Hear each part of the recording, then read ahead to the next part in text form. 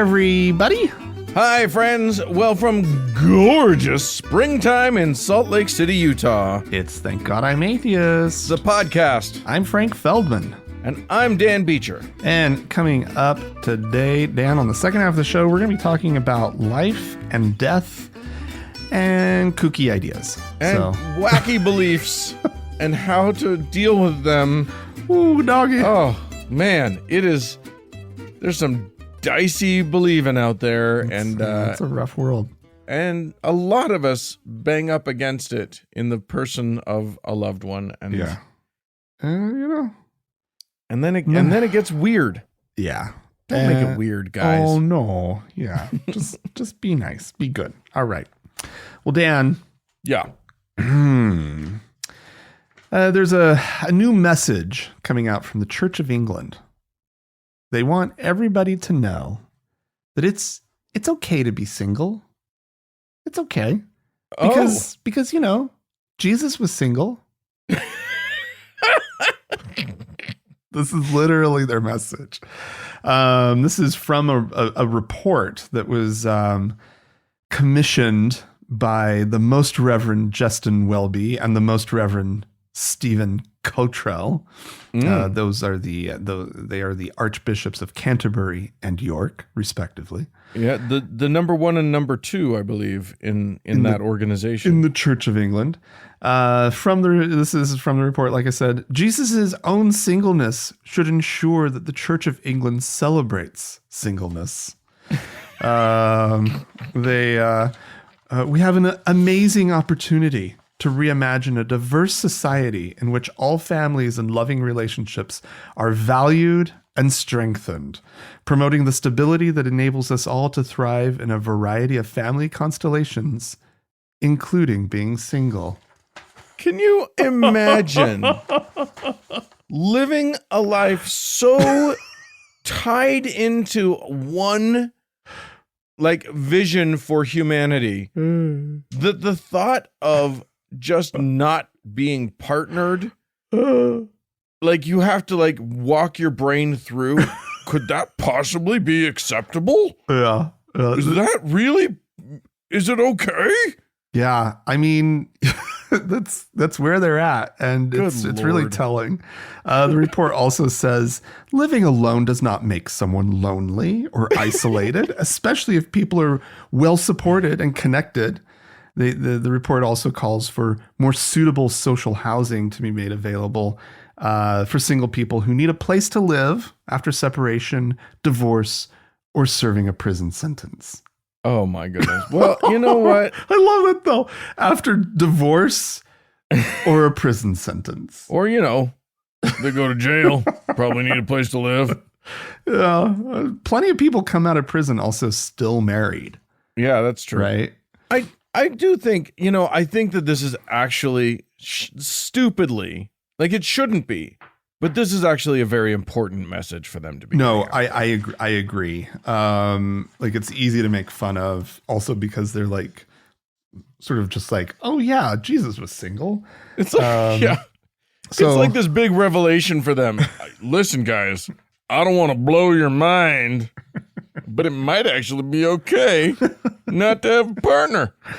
The article that I read made sure to point out that, that they're also sort of wrestling with the LGBTQ reality in this world. And that they're just struggling to get right with sort of modern life and people and how we are.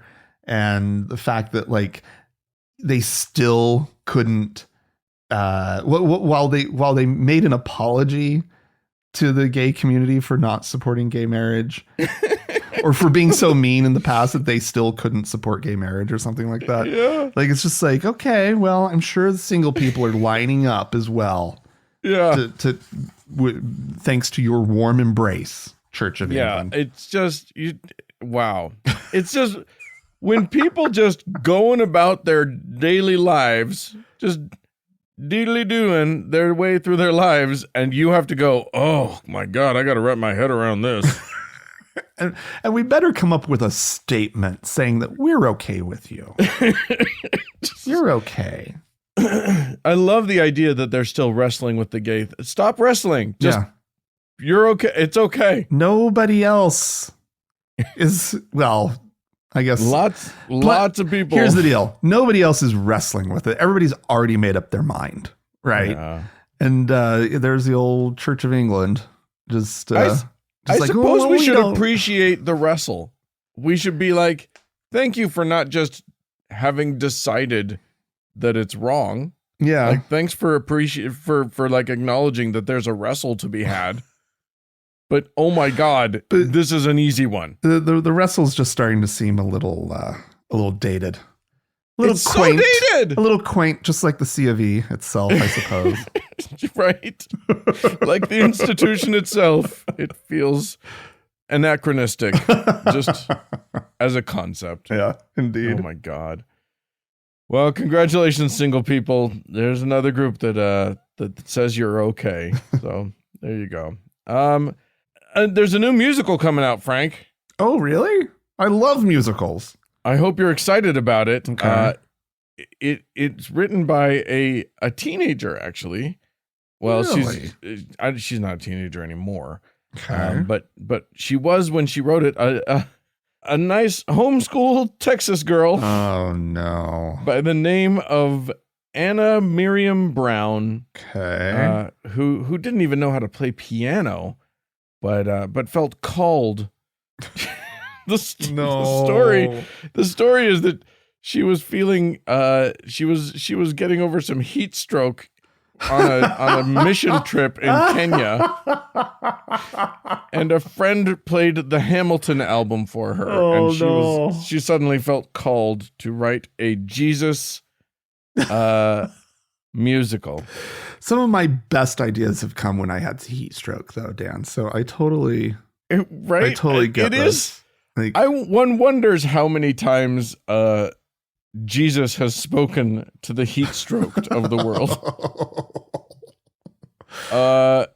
This particular production, though, has got legs. It apparently attracted some heavy hitters, including a guy who produced something on Broadway back in the early aughts, and a director who has directed something on Broadway as recently, I think, as like 2015. So, big stuff. And are you ready for this?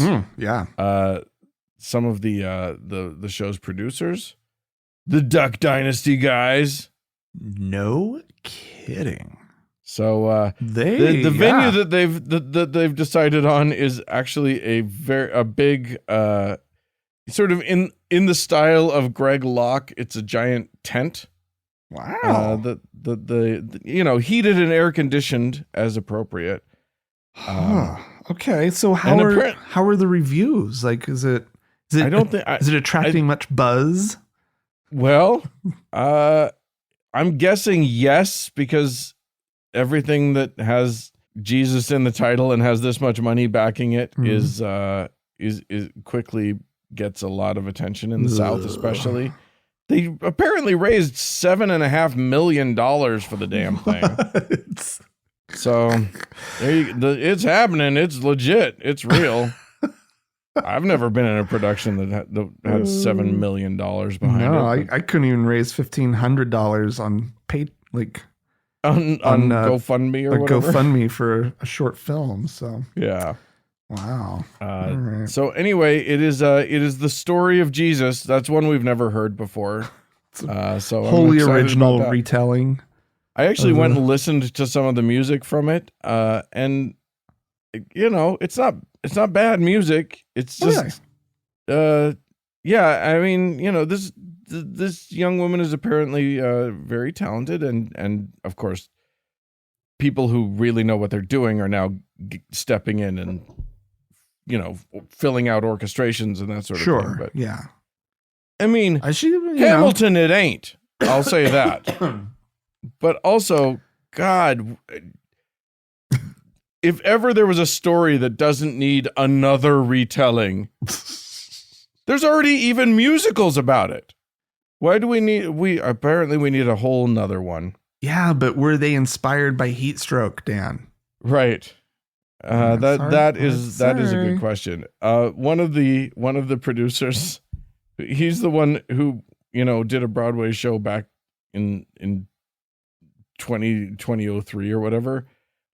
Like his name is Bruce Lazarus, and like his namesake, apparently this is reviving his career, his dead career. Oh man. So anyway, if you're looking to get preached at, Yeah. His Story the musical is coming soon. Opens near Dallas. That is so good. In May. Wow. This girl's going places. Yeah. I can't wait until she gets a gallbladder attack. She's going places, meaning Branson. Yeah.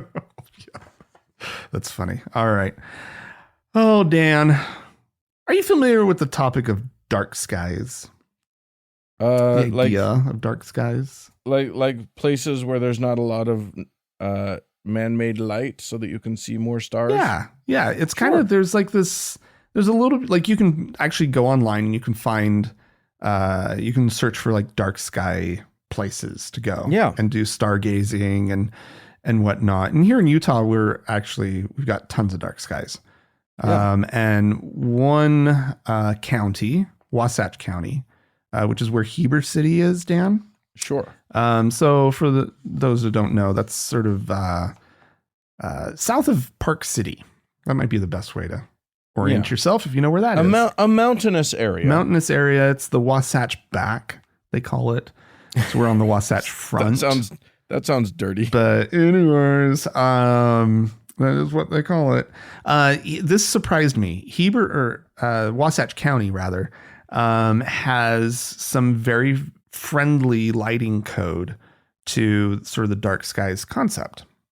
Okay.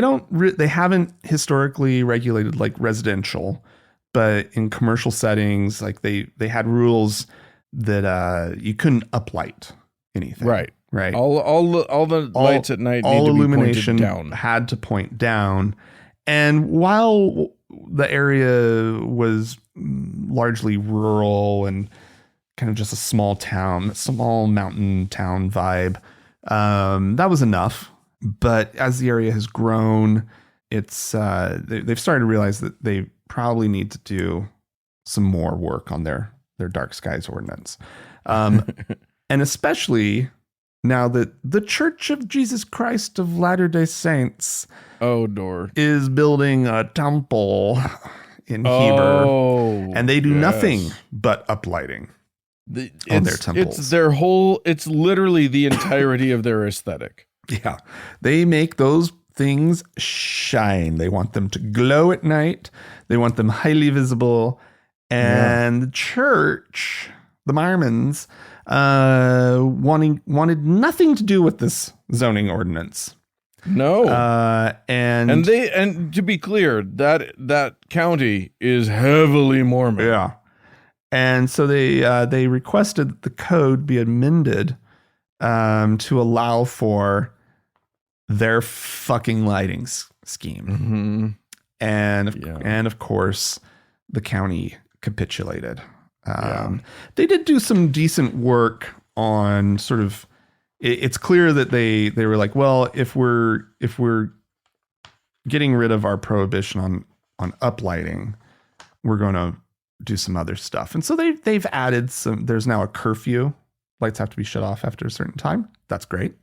For commercial. For commercial, anything not sort of in residential. So this will affect the temple. The temple will have to go dark after a certain hour. And there's going to be caps on how bright the lights can be. And also the uplighting must be captured by the building. All the light must be captured by I don't know if they know how lighting works entirely. I was going to say, but I don't know. That may mean something that I'm not understanding. Yeah. This thing ain't painted Vanta black, right? Like it's going to reflect some light off and do that glowy thing they like so much. But I thought it was really interesting, just the idea of like the Mormon church muscling their way into this community and that is so heavily Mormon and just being, but what about us?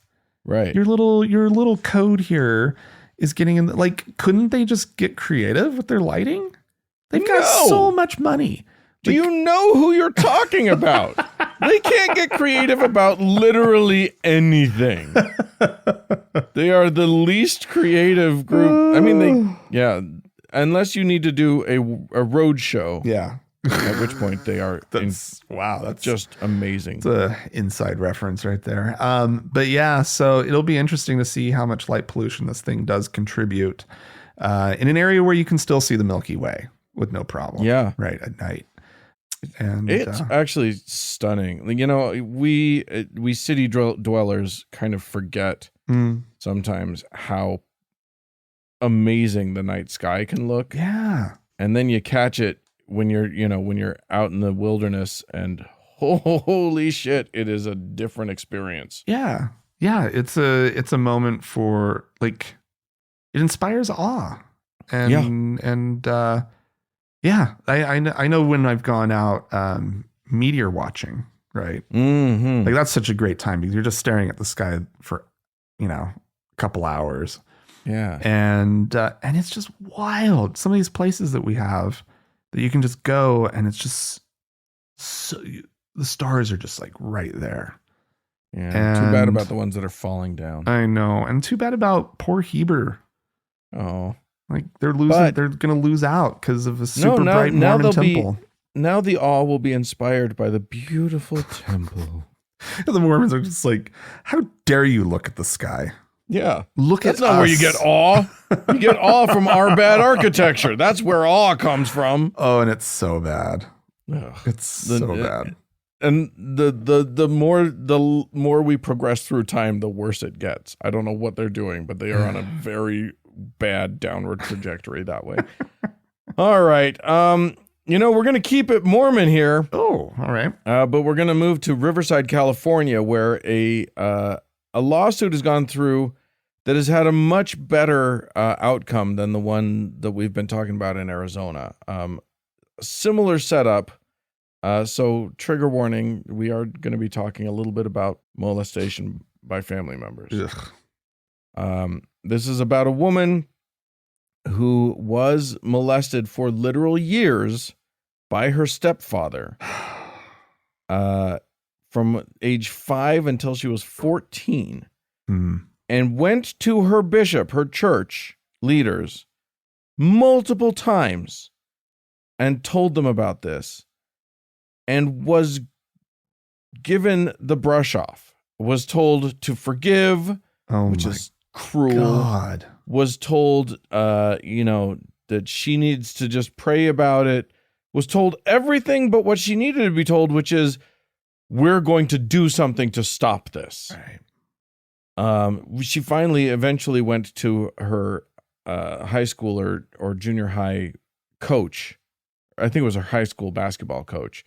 And the coach then, went to the school counselor, and they turned this guy in, and he pleaded guilty and went to prison for 3 whole years. Wow. Anyway, she is now sued as a civil suit, and been awarded a not small amount. Now, when I first read it, I was like, aha. So she was awarded $2.3 billion, which is astounding, a jaw-dropping number. I don't know where it's going to come from, though, because here's the thing. The suit named the stepfather, named her mother, and named the church. Now, the church and the mother have already settled. Oh, wow. They're part of the lawsuit. The church apparently paid $1 million in December, and the mother settled for $200,000 in February. Does the dad have it? I don't know. The article that I saw was from the Associated Press, and they weren't naming the names of the people in order to protect the woman, the victim's identity. So I don't know. Like, yeah, maybe she has a billionaire father. Is this or some stepfather. super rich Mormon who's like, that's wild. Yeah. Like, why would they make that kind of an award if there was zippo chance of it being? Yeah, I don't know. Maybe just so that she owns him for the rest of his life. Yeah. Not that who would want that? You just want it to be over with. Yeah. But yeah, it's funny because the church in their settlement did get to not admit to wrongdoing, which is some fucking bullshit. Yeah. Cool. I feel like $1 million, you have to admit to wrongdoing. You have to be over the 10 million mark to get to not admit to anything. Yeah. That's where I'm at. Boy, I hate that the church settled. Yeah. Knowing that this jury was like willing to like go there. Yeah. Wow. But that kind of, it's tricky. It's tricky. I mean, I don't quite, what I care about is this woman getting some restitution. So if $1 million is good enough for her, yeah, great. Yeah. I'm happy with it. Yeah, and you're right. It's not my my beef with the Mormon church. My beef is worth $2.3 billion. Right? Which is actually a horrible thing to say because your beef isn't half as bad as her exactly. beef. Yeah. But anyway. All right. Dan. Yeah. Got a story here that I'm just calling Death by Religion. Ooh. This has to do, oh God, this story. And this is an evolving story, everybody. So some of these numbers I'm going to say, I tried to revise them as of the recording. The most recent and best articles I could find already had the wrong numbers because the body count just keeps going up. Oh God. This is, maybe you've heard about it. It was the Kenya starvation cult case. Oh God, I did read about that. Good Lord. Police have now recovered 103 bodies from mass graves in a forest in eastern Kenya. It's an 800-acre forest that has been declared in its entirety a crime scene. Wow. The whole forest is the whole forest. 800 acres. That is a lot of land. Yeah. Like that is a big, big place. And apparently, there are mass graves everywhere. One of the quotes from one of the investigators, one of the people on site, said that basically they just keep looking for big crosses. And wherever they find a big cross, there's at least 5 bodies.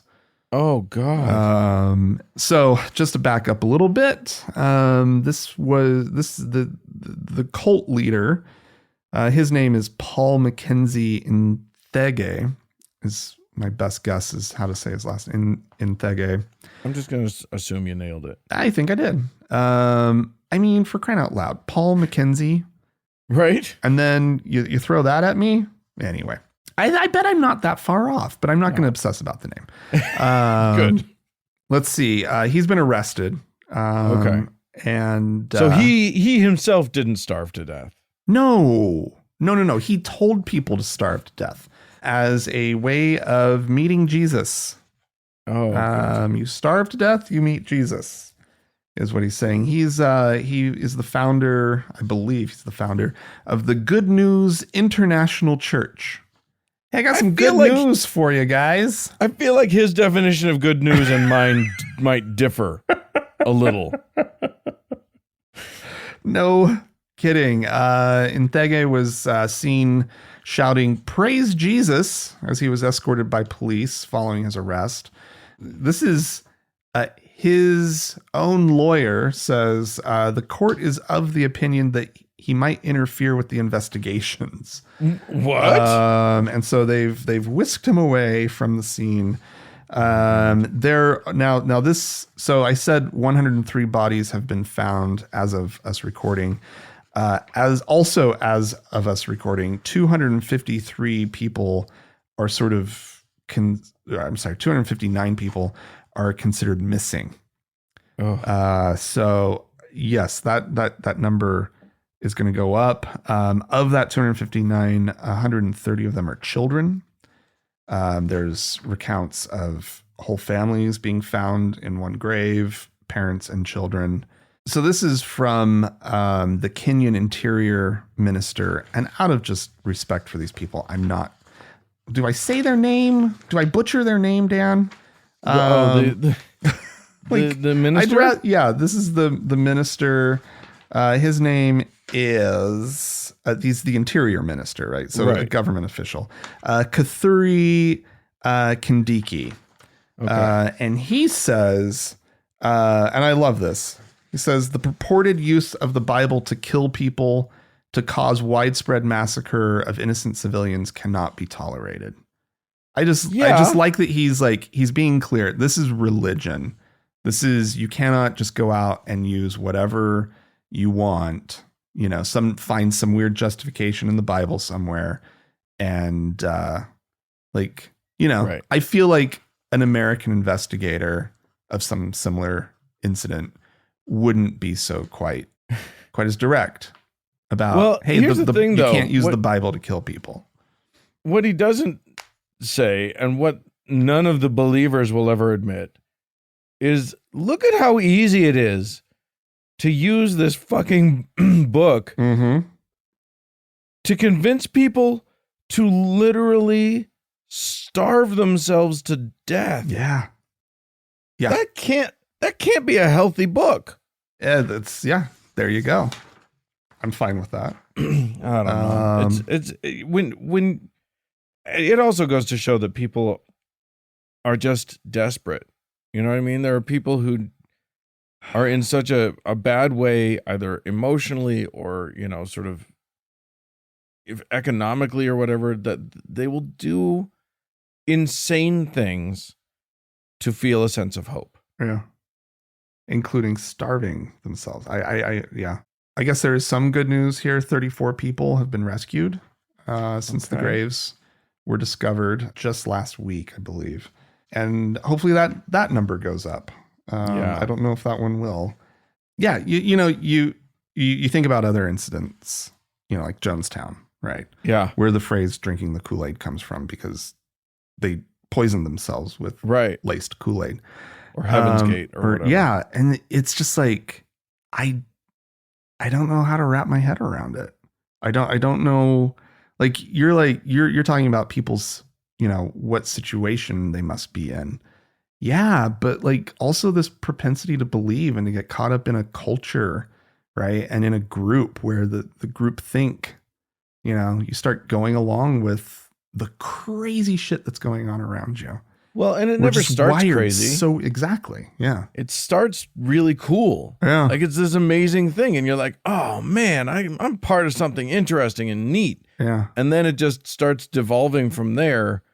And if you can't hold on to your own sense of, it's just a bad sign when your religion, when the authorities have to go and rescue people from your religion. Yeah. That's a bad sign. Yeah. Yikes. All right. Well, all right, I'm going to close this out with one more Mormon thing. Oh, great. I don't like to go too Mormon in a thing, but this one, I couldn't believe. This comes to us from the Deseret News, which is the Mormon-owned newspaper here in Salt Lake City. Such a good paper. Everyone, you should check it out. Just the best reporting of all time. Quality reporting. Yeah, my eyes just rolled a little too hard, and now there's a little pain there. It's fine. So Frank, when I mention a Mormon mission, but I tell you that it is not young people but old people on this mission. What do you think about? What are you imagining? Well, they usually have these these older Mormon couples who will go on activation missions. That's what I kind of remember. Is they'll go and they'll serve an award and they'll go visit the less active. Yeah. And or they'll visit, the poor or maybe. do some nice things. I've heard they've expanded the reach of some of these things. And I think the older couples, I don't even know everything that they used to do. But that was one I was familiar with. Yeah. So. I've even heard of missions that are, older couples that go and they sort of just talk to inmates in prisons. Oh, yeah. Or I know back in the day, I knew somebody that went and did a genealogy mission. Okay. Yeah. They went and served downtown Salt Lake at the genealogy center. and they Yeah. Yep. did data entry or whatever. This one's a little bit different. Okay. This is Claire Huff has been called on a mission, apparently, a full-time mission for the Church of Jesus Christ of Latter-day Saints. This is, I cannot stress this enough, an entirely voluntary position. Oh boy. And Claire is a man, to be clear. Claire's job on this mission is to tend flocks of game fowl in on the southern shore of Utah Lake here down in Utah County here in Utah. Yeah. Which the church owns the land and owns the flocks and this guy goes and plants foliage that is flock friendly and feeds them and whatever and then people go and pay to hunt them. Oh no. No. That's it. No. So no. This is a for-profit activity for the church. They're making money off this thing. It is a private hunting preserve that the church owns, and they make this guy work it. He's a biologist. Oh. They make him work it for free. They don't pay him anything. He's given up his They don't even reimburse his gas, right? Probably not. No, I know they don't. 'Cause that's the whole thing. You pay for your own mission, right? Yeah. I don't know how this is legal. That is just a business, and it is operating with slave labor, voluntary labor. Okay. God damn it. And they're not paying any taxes. And people are paying exorbitant sums. I'm sure. To this. Yeah. To go and hunt there. I'm just sick. They are so... The things they are getting away with, right? Yeah. Like the fact that they don't even have... They used to, when I was a kid, they paid a janitor to clean the church. And now it's just people from the ward. You have to go and clean toilets on the, as your service. Right. Even that I understand more than this. Oh, yeah. But it's all sick, right? Like, here's this multi-billion-dollar organization, right? Yeah. And multi-billion doesn't $100 even capture the amount of money that they have. Right. And the fact that they just can't even pay somebody just to to go do something that they're making money off of. Yeah. They're making money. It's just so sick. A lot of money. People are paying $1,500 to go and hunt. And this poor guy, they're like, oh, he's brother so-and-so. He's a biologist. Let's get him out there. He'll know what to do. Let's out there. Make him live sort of separate from all of his friends, 20, 30 miles from anyone. He's living he and his wife live God. On this, huge plot of land far away from anybody. Right. It's an absurdity. I can't wrap my head around it. Why has the IRS not said, "Oh, you guys aren't a nonprofit organization. What are we doing here? You have to pay taxes on all of this stuff." Yeah. It's just I don't get it. But there you go. If we have any tax attorneys out there who would like to explain this to me, feel free to write into us. Podcast at thankgodimatheist.com. Or call and leave us a voicemail. We'd love to hear your voice. The telephone number is 424-666-8442. Stick around. There's more show coming up.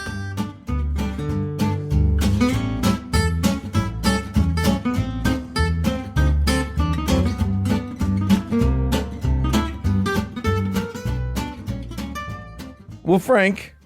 Yes. Our listeners may remember the name Jason Rapert. I think he's in Arkansas. I think he's he was a state senator he was a lawmaker in Arkansas, and he founded a group which I'm sure is a wonderful, wonderful organization called the National Association of Christian Lawmakers. Fine people. Yeah, just the best of all of what Protecting America has to offer. all of our rights, everyone. Yes. Very into rights for everyone, for sure. And just so that you don't get it, we could be accused, you and I, Frank, of maybe exaggerating just how nasty a group like that could be. Like, how bad could they be? They're Christians. Christians are all about love, right? That's the central message of Jesus Christ was to love thy neighbor. So there's nothing, they couldn't be that bad. Well, I'm just going to say that he's going to launch in, and the first thing you're going to hear, he is talking about the Democratic Party. That is who he's talking about. The new Satan. When he says the following. Okay. It's an antichrist cult. I keep searching for the proper term here to use for this to describe it. Aspects of the antichrist cult include atheism, includes Planned Parenthood as an organizational instrument. The Democrat Party has been enlisted to further the Antichrist cult in our country.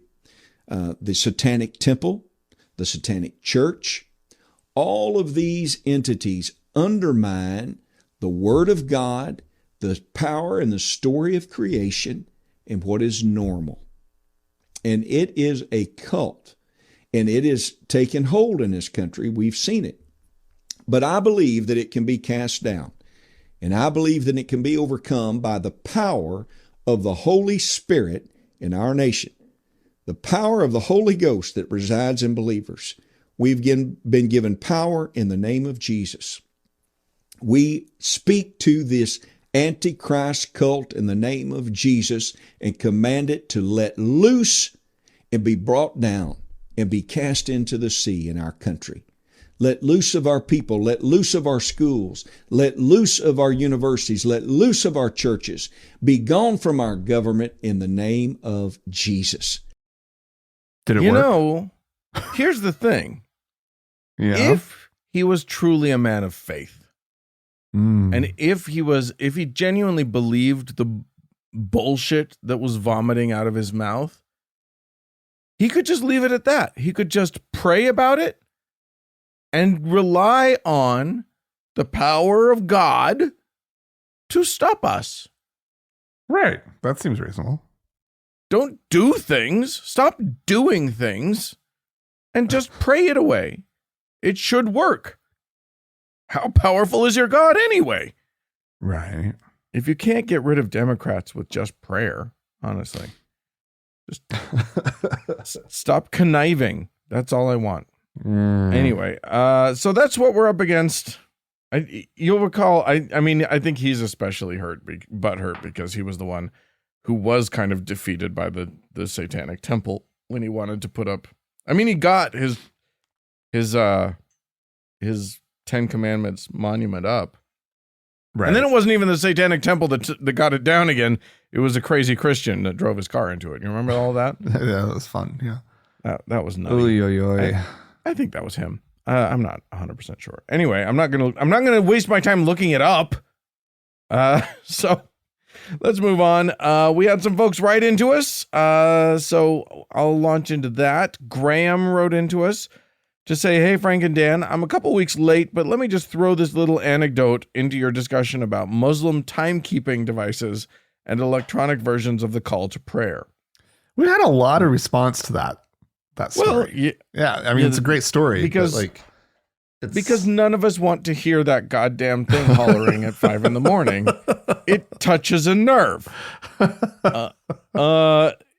Graham says, when I taught at a school in Qatar, or Qatar, or however it's pronounced, I shared an office with one of the Islamic studies teachers. He was an extremely devout Egyptian fellow, and he had an app on his phone that would play the call to prayer 5 times a day at maximum volume. Oh, God. The app could not be silenced in any way. I suppose that would have been disrespectful to Allah. So the call would play in full every single day, and it was long. Because he was in the habit of leaving his phone in the office when he went to his classes, I got into the habit of turning off his phone whenever I was there so that I wouldn't have to endure the deafening noise. Oh my God. Is that legal to do in Qatar? Probably. I don't know. Yeah. Are you saying, is it legal to turn off his phone? To turn off the phone, right? Like, yeah. You could get in trouble. Yeah. My goodness. It's like that, you were in a place where the call to prayer, I'm sure, happens. You probably don't need the phone thing. Right. And then he's away from his phone when it happens. He's in his class and he doesn't have his phone. What? Yeah. No. You just leave it somewhere? This is a horrible person. And a horrible app. Just everything about it is just awful. Unacceptable. Islam, do better. Be better. Okay.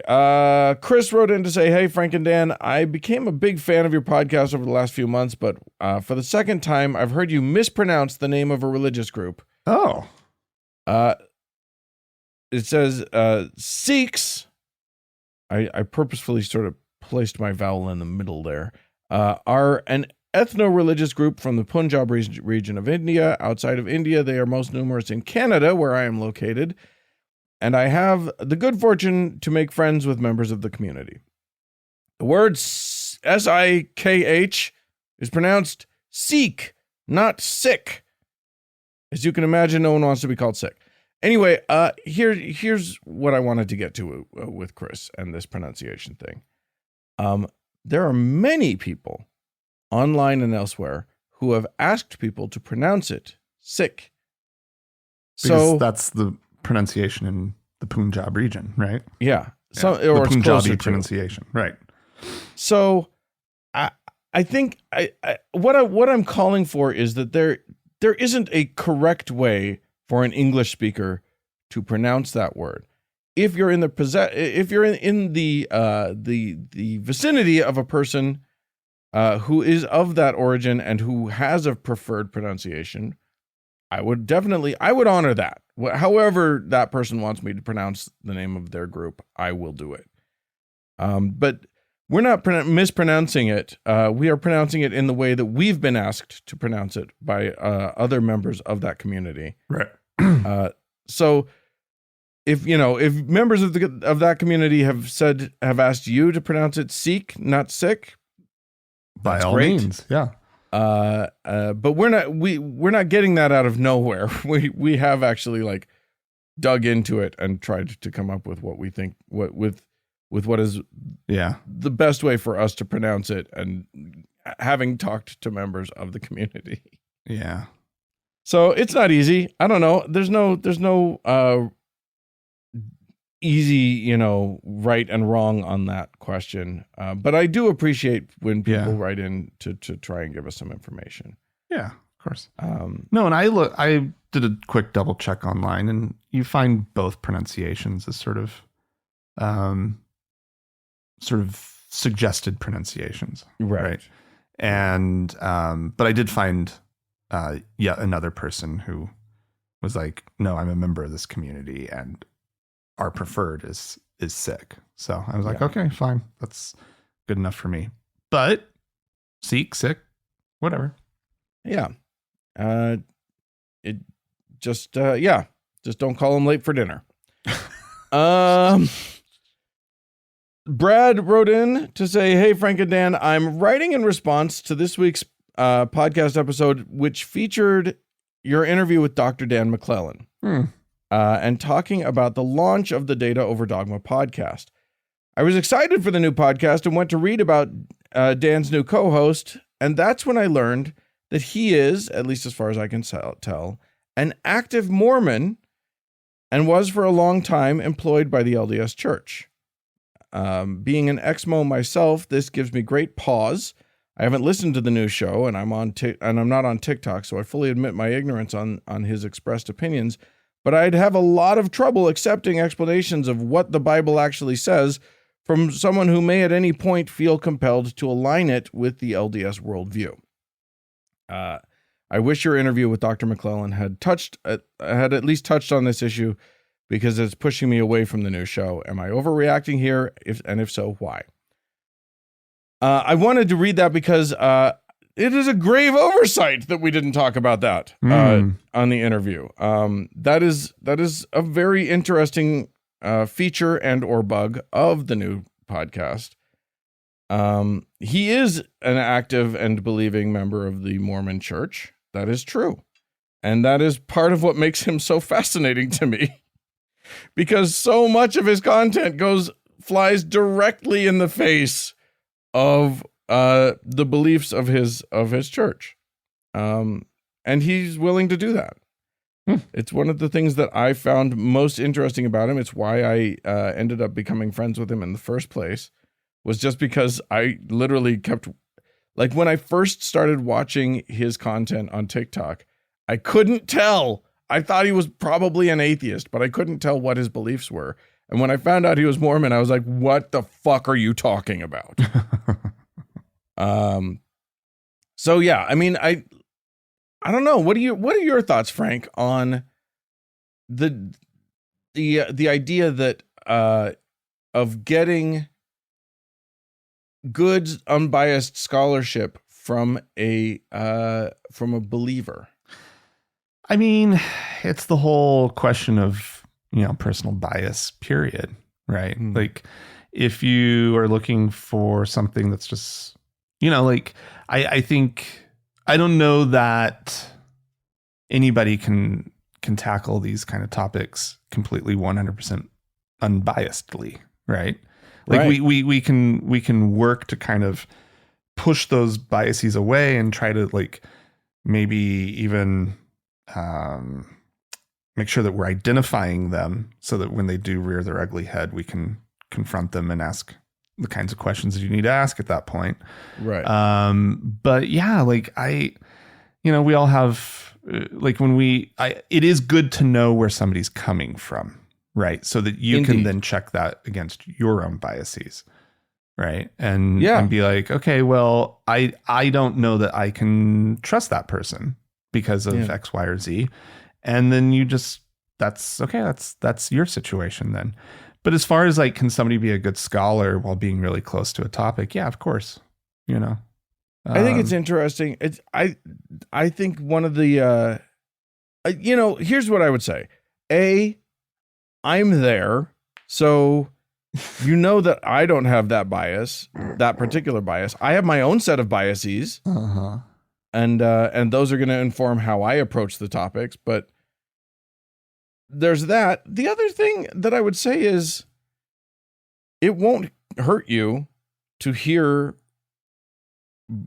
biased scholarship. If you can listen to it and decide for yourself. And if you don't like it, then you don't have to keep listening. You know what I mean? Like, I think that's a call that you can make by diving into it. Yeah.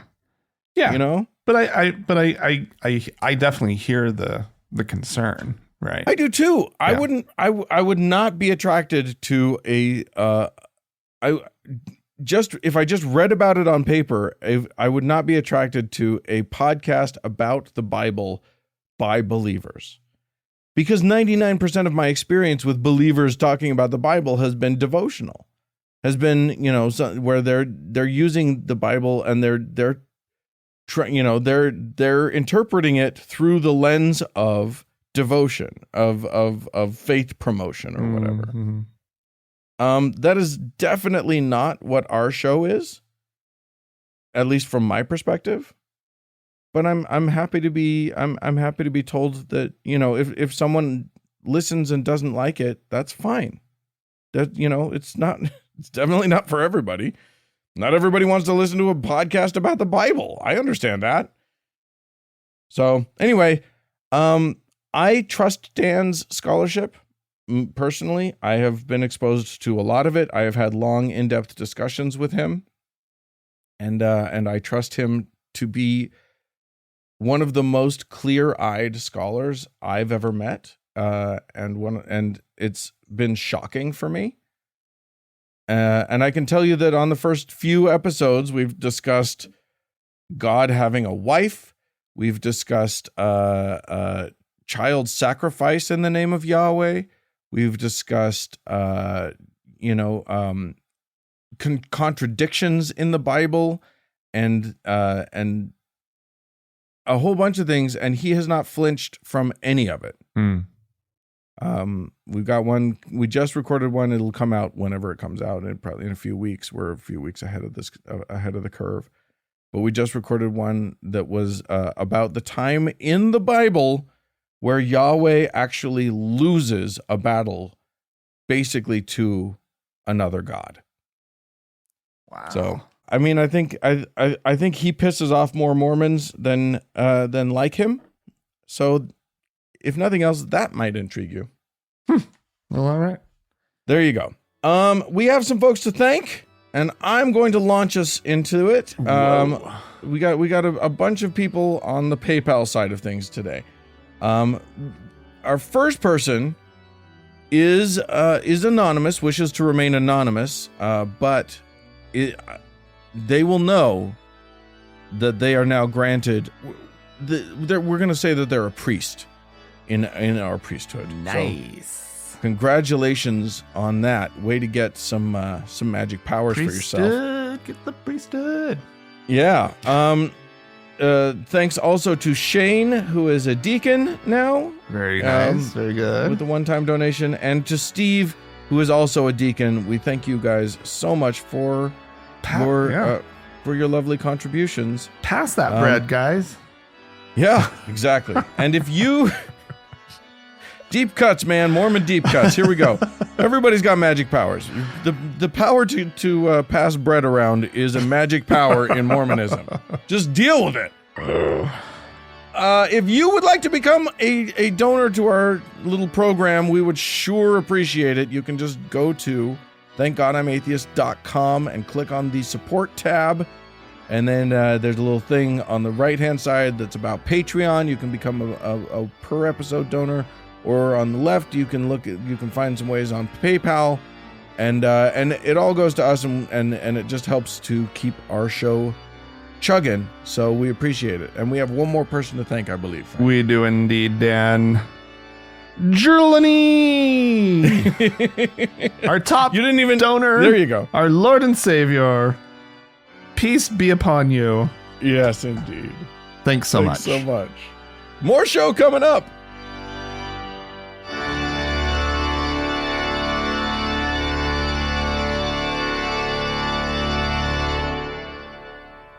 Oh, Franklin. Dan. I have recently encountered in my life Yes. a difficulty where I'm not going to get specifics here. Okay. But we've encountered a very dire health situation. Okay. That is accompanied by bonkers denial of medical science. This is not you. We're not talking it's not about me. you. Okay. I'm doing just fine. Unless you ask my doctor, in which case I'm in trouble. Uh-oh. No, I'm fine. This is sort of family stuff. But here's what it brought up for me. And you and I have sort of had some discussions about this. Yeah. Is the idea of what to do with bonkers conspiracy theory belief systems. What to do with, there may be some less bonkers stuff. Some of our listeners may have some stuff that you and I would term less correct about things like, Ayurvedic medicine, sure, or holistic something or other. Oh dear God! Various your various and sundry alternative / complementary medical thoughts. Right. But what do you do when your loved one is really in the weeds, or you're really in the weeds, and then they want to either like. What I'm thinking about is when someone is in dire straits medically, and they don't want to take the course that The doctors are saying. the doctors are recommending. That that science is probably Yeah. backing up, that there have been studies and Yeah. there's a trained professional standing there who's assessed your situation and is like, this is the course of action and these are the medicines that you need. And the thing is that doctors aren't always right. I No. think we can all acknowledge that. no. Yeah, no. Of course, the whole idea of getting a second opinion, Yeah. is sometimes a very good one. And other times it's like, there's probably not sometimes there's no time for debate, right? Right. And you just have to trust the trained medical professional who's standing before you. But Yeah. nonetheless, yeah. And the patient, your loved one, is like, nope. Conspiracies. Not doing it. Mm, This person just wants my money and doesn't want me to be alive, or I don't know, whatever it is. They make more money off of you if you live. Right? They don't want you to die. Like They the may most want to- the most cynical view of the medical profession that you could ever come up with, right? That they're just money grubbing and they don't care about you and blah blah blah, which I don't believe, Right. But that's okay. That's what you're up against. At least like let them keep you alive and pay them. Right. Let them do their job that you think they're doing for greedy, selfish reasons, Yeah. Great, cool. Guess what? Yeah. People all the Especially- time are like just doing their job, dude. Right. Do you think that person who brought you your plate of spaghetti at the restaurant? They're doing it out of altruism. Oh, no. Money, man. Money. Here's the other thing. The person that you're believing online who's who has been sending you that, that email every week about how the medical establishment's out to get you and they're just in it for the cash. Why are they sending you that? Yeah. What are they in it for? Yeah.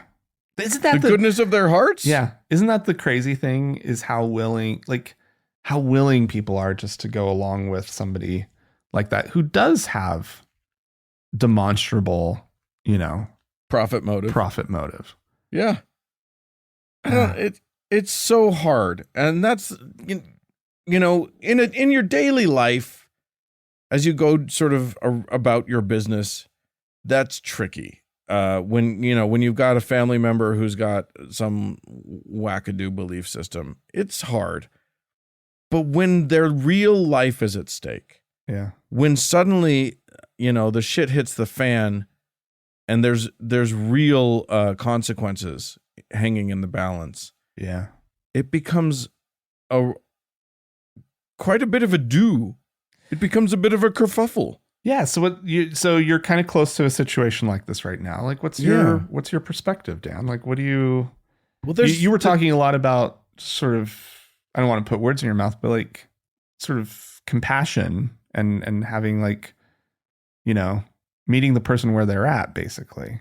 Well, Right? Isn't that what you were saying earlier? Something along those lines? I was saying something like that because there's two sides of this coin, right? There is the side of if you can convince your person to let go, then yeah, you might actually be able to save their life.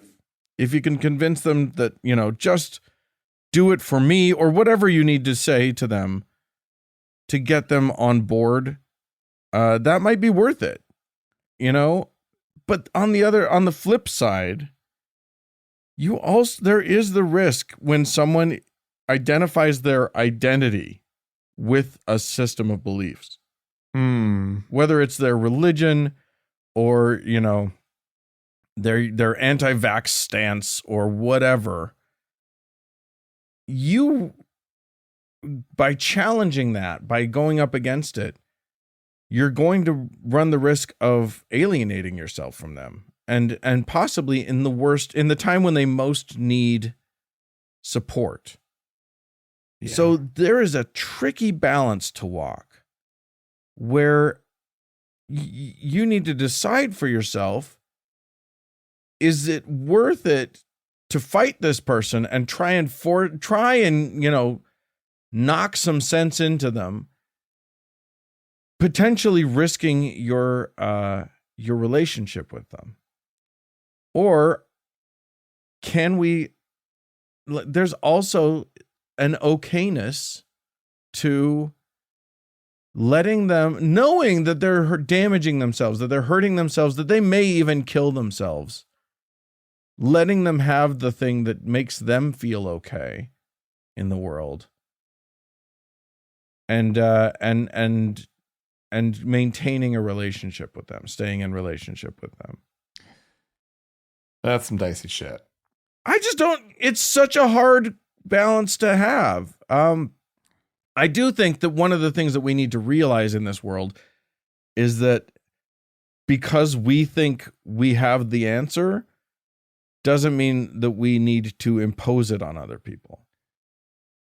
I mean, if there's one thing we can learn from how annoyed we feel when Christians come at us with all of their bullshit, one of the things we can learn is other people don't have to believe what we believe.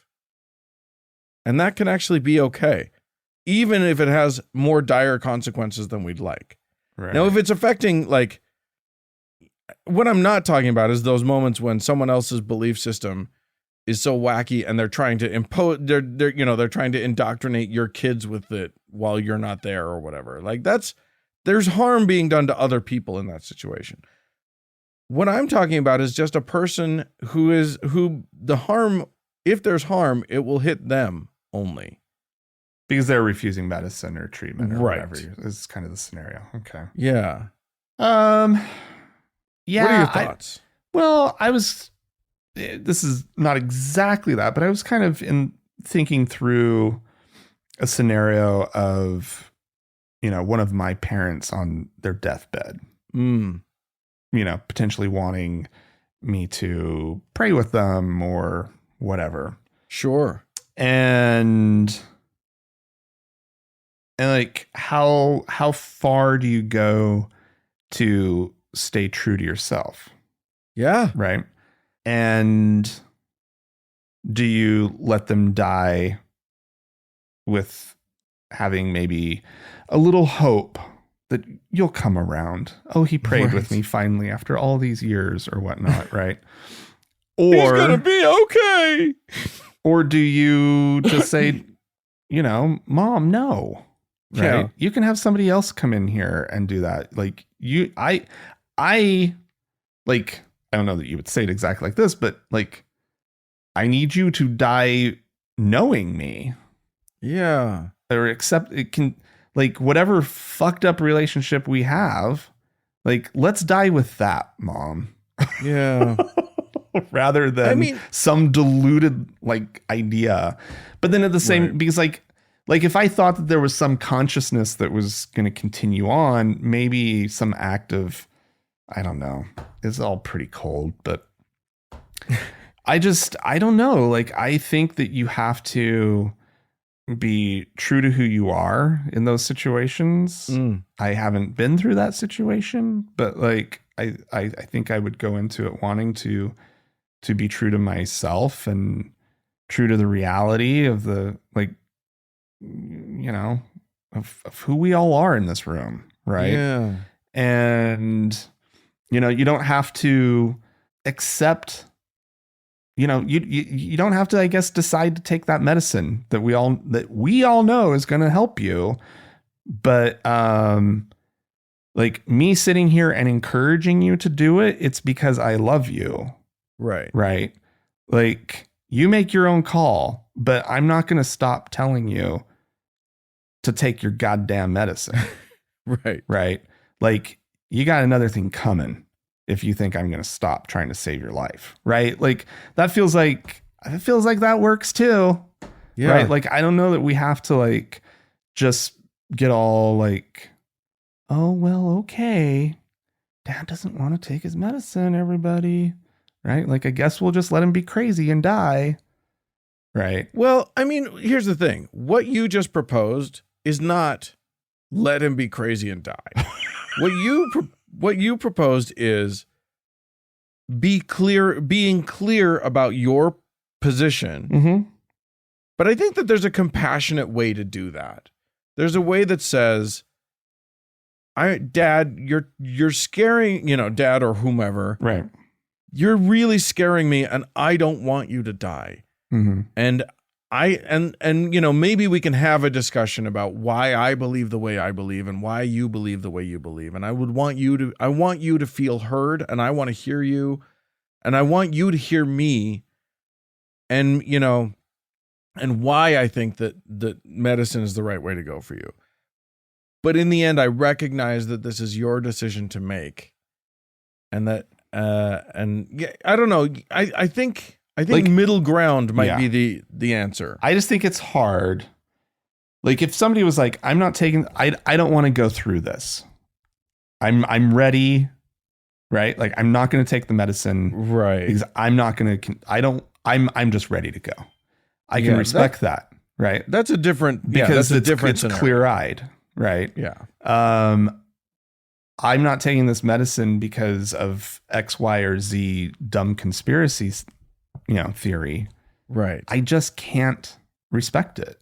Like I this is me. I can't get there. I just can't. No, and I don't think I'm asking, I don't think I'm calling for people to respect beliefs that are not respectable. But I am calling for people to respect humans and humanity. And I think the unfortunate truth of humanity is that humans are kind of dumb, like a lot of the time. Yeah. But their humanity is still to be honored, even in their stupidity. Yeah. And so, like, in the end, like, we all have to make our own call. You know what I mean? I don't know. I don't know. Like, this is not a moment where it's like Dan has answers about anything. Right. I think everyone has to make their own decisions on this stuff. But I also think, here's one thing I know for sure. It is so much harder to get through to a person who doesn't trust that you have heard them and that you honor them. So I would say, if nothing else, if you want to get through to the person and you want them to hear and really sort of soak up what you have to say and not dismiss you in their brain and not erase in their brain as you're saying it, you better listen to them, and you better sit down and ask them about their position and why they're there, and genuinely listen without an agenda. Just hear them out. Because that's how you get the safety, them feeling safe enough. When they feel honored, that's how they feel safe enough to actually hear you out. That's what I'll say. You don't have to believe them. No, I know. For the love of God, don't believe them. Yeah. But I think that's your best bet to actually getting to them. Either that or yell at them. I don't know. I don't know the answers. I hear what you're saying. I just think that sometimes pig-headed people have to be right. Have to be yelled at. Right. Or have them declared incompetent and get power of attorney. That's another option. You can just go the legal route. Just bypass everything. God, why are we trying to keep this person alive? Oh man. You know what I think? I think some of our listeners are going to have lots of things to say about this conversation. So I wish to give you guys the opportunity to chime in. If you would like to chime in, if you would like to tell us any of your personal stories, feel free to do so. Podcast at thankgodimatheist.com is the email address. Or Colin leaves a voicemail message. The telephone number is 424-666-8442. Yeah. Hey, go to the Facebook page, would you? Facebook.com/TGIAtheist and click the like button. And if you'd like to join one of our members-only lounges, we got 2 of them. Go to our website, thankgodimatheist.com/members-only. Yeah. Hey, thanks so much to the Red Rock Hot Club for the use of their beautiful music. And thanks to Gordon Johnston for the use of his music. And thanks to all of you for tuning in. We sure do appreciate it. Thanks so much. Bye-bye.